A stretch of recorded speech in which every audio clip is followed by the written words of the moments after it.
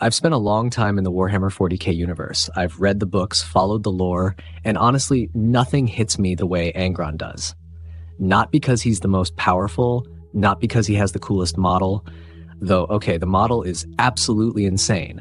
It's because when you really sit down and look at his story from start to finish, you realize this guy never had a single chance. Not one. Every step of Angron's life was taken away from him. His freedom, his family, his mind, his body, his death, and eventually, even his soul. So today we're going to go through the full story. We're talking Nuceria, the Butcher's Nails, the Emperor's Arrival, the World Eaters, the Horus Heresy, all of it. Because Angron isn't just a villain, he's a warning. All right, quick lore recap for anyone who needs it. In the early days of the 30th millennium, the Emperor of Mankind created 20 demigod warriors called the Primarchs. These were his sons, engineered to be the greatest generals, warriors, and leaders the galaxy had ever seen. Each one was supposed to command a Space Marine Legion and help the Emperor reunite humanity under one banner during what's called the Great Crusade. But here's the problem. Before the Primarchs could even grow up on Terra, the Chaos Gods intervened. They scattered them across the galaxy, hurled each one through the warp like cosmic dice, and every single Primarch landed somewhere completely different.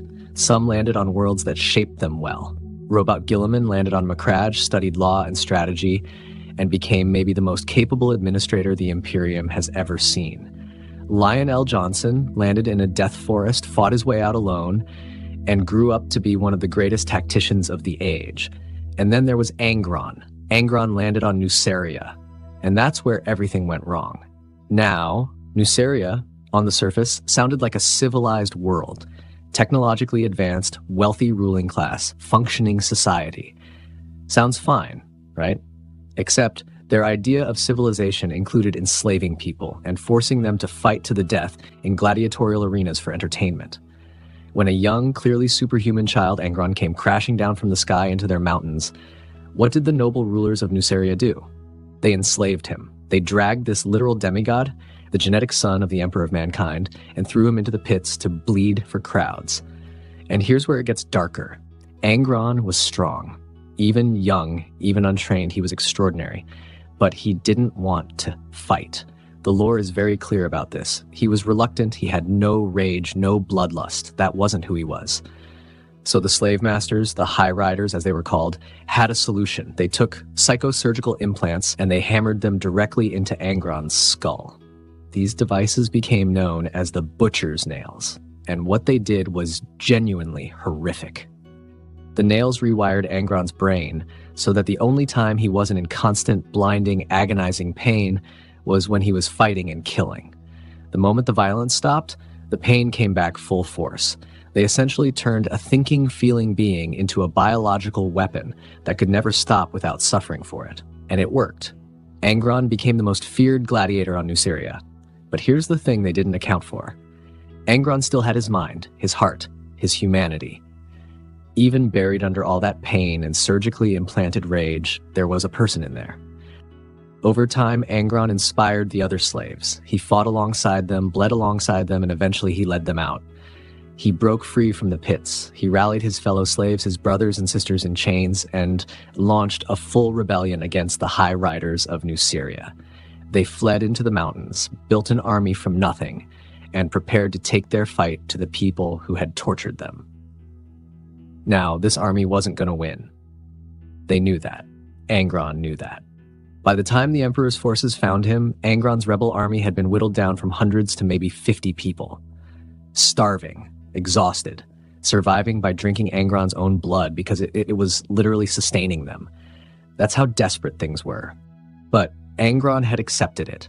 He was ready to die alongside his people, his family, the only family he had ever known. In the short story Slave of Nuceria, you can feel exactly that. A man at peace with a death that means something. He didn't want glory. He didn't want survival. He just wanted to go out fighting for the people he loved. And that moment, that one quiet, dignified moment, is the closest Angron ever came to something resembling peace. Because then the Emperor showed up. Here's the moment that defines everything. the moment that explains every terrible thing that comes after. The Emperor of Mankind arrived at Nuceria during his Great Crusade. He found his son, his lost son, right in the middle of a final stand, alongside people Angron loved. And rather than helping them, rather than joining the fight, rather than honoring what his son was doing, the Emperor teleported Angron off-planet and left his people to die. Every single slave rebel was slaughtered on that mountain, while Angron watched helplessly from orbit. Now, there's debate in the lore about why the Emperor did this. Some argue he couldn't risk Angron dying in a battle with no strategic value. Others say he simply didn't understand or didn't care what those people meant to his son. Whatever the reason, the result was the same. The one thing Angron had ever truly loved was erased, and Angron never forgave him. Not once. Not ever. When the Emperor first spoke to him, Angron didn't bow, didn't kneel, didn't celebrate. He attacked. He had to be physically restrained by his own Primarch brothers. He screamed. He wept. And when he finally stopped, he was a broken man holding a broken heart under a skull full of surgical torture devices. This is the man they then handed an entire Space Marine Legion to command. You think that was going to go well? The 70th Legion, originally called the Warhounds. Actually a pretty solid, disciplined fighting force. They were eager, loyal, aggressive, but controlled. Then Angron showed up. Angron had zero interest in leading them. He didn't want a legion. He didn't want the Great Crusade. He didn't want any of it. The only reason he stayed was because there was nowhere else to go. The Emperor had made sure of that when he took Nuceria off the table, and the butcher's nails were still in his head, still burning, still demanding violence. So naturally, Angron began having the nails implanted into his own Space Marines. The World Eaters, their new name, which they earned, became a legion of soldiers who could only find relief in battle. Tactical thinking degraded. Strategy became secondary to slaughter. They fought in gladiatorial circles between campaigns. They measured compliance in Nucerian days. They decimated themselves as punishment in Nucerian tradition. The entire legion remade itself in the image of its broken Primarch, and the nails were slowly, steadily killing Angron the whole time. His brain was degrading. His moments of lucidity grew shorter. The man inside was fading under the endless pain and engineered rage. Other Primarchs could see it. Some pitied him, some avoided him. Lorgar, yes, Lorgar of the Wordbearers, was the only one who genuinely tried to understand him, and that relationship, as complicated as it was, would define Angron's final fate. When Horus began his rebellion against the Emperor, Angron joined immediately. Not because he believed in Horus, not because he cared about chaos, but because the Emperor was on the other side. That was enough. During what's called the Shadow Crusade, Angron and the World Eaters fought alongside Lorgar's Wordbearers, carving through the realm of Ultramar, slaughtering 26 worlds in succession, leaving nothing but ash behind. It was mindless. It was savage. It was the butcher's nails pushing Angron's body toward the finish line of its own destruction. And then Lorgar made a decision. He told Angron to return to Nuceria. Not for revenge. Not yet. Lorgar thought it might bring closure, might give his brother peace. It didn't. Angron tore the planet apart. Every single person on Nuceria died. The World Eaters turned it into a dead world, and as the blood soaked the ground of the place that had once enslaved him, the butcher's nails finally reached the point of no return. Angron was dying. His mortal brain was gone. And that's when Lorgar performed the ritual. On the blood-soaked surface of Nuceria, with the carnage of an entire world as his altar, Lorgar Aurelian performed a dark ritual to save his brother's life. He bound Angron's soul to Khorne, the chaos god of blood and battle.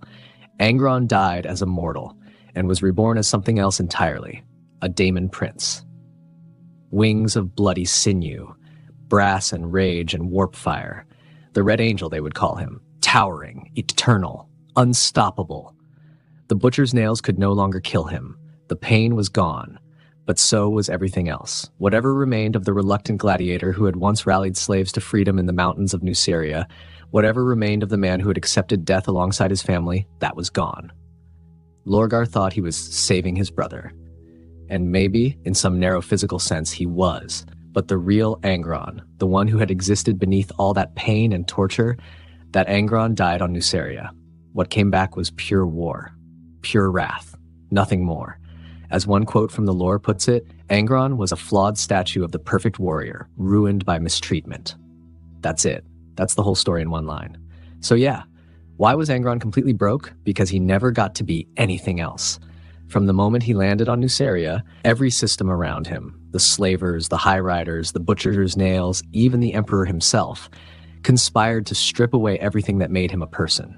His choice, his love, his death, his peace. He was denied even the dignity of a meaningful end.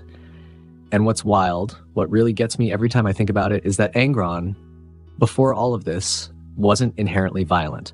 He was a reluctant fighter who became the most terrifying being in the galaxy because the systems around him left him no other path. That's not just tragedy. That's something that hits different. In a setting full of morally complicated characters, Angron stands apart because his story has no redemption, no silver lining, no moment where he gets to be free. He is the grimdark at its most honest. And honestly, that's why so many of us are here for it. If you made it this far, thank you. Seriously. Drop a comment telling me your take on Angron. Did the Emperor make the right call at Nuceria? Was Lorgar's ritual truly mercy? I'd love to hear what you think. Like and subscribe if you want more lore like this.